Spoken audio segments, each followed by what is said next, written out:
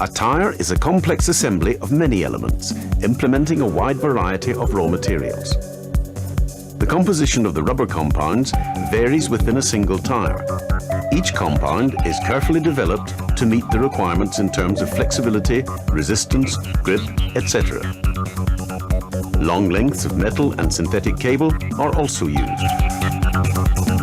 Manufacture is performed on the drum, a rotating cylinder whose central flexible section can be inflated for reasons which we will see later. The first element applied to the drum is a sheet of airtight synthetic rubber. This layer replaces the inner tube in today's tyres.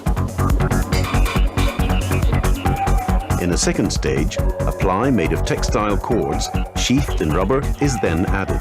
This network of cables will form a reinforcement radiating around the tyre. It is the radial carcass.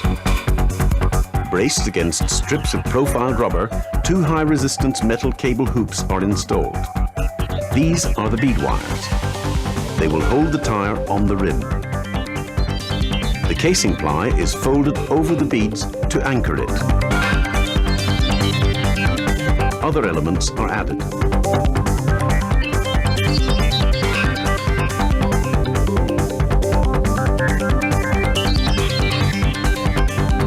The sidewalls made of flexible, resistant rubber will protect the tyre from lateral damage.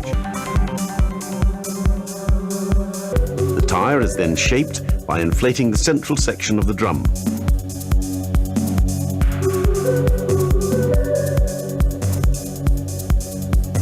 Two plies are applied to the crown of the tyre.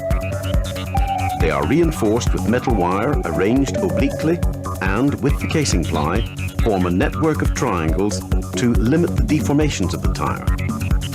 Finally, the tread is fitted, the part of the tyre in contact with the ground.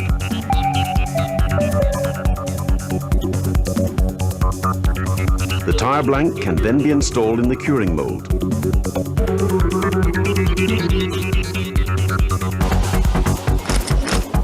In the center, a bladder filled with pressurized hot water pushes the still malleable material to the base of the patterns engraved in the mold. The heat of the water and steam surrounding the mold will cause curing to begin. The rise in temperature causes vulcanization of the rubber. The sulfur incorporated into the rubber compounds forms bonds between the polymer chains. At this point, the rubber switches from a plastic state to an elastic state. When removed from the mold, the tyre has acquired its definitive form and properties.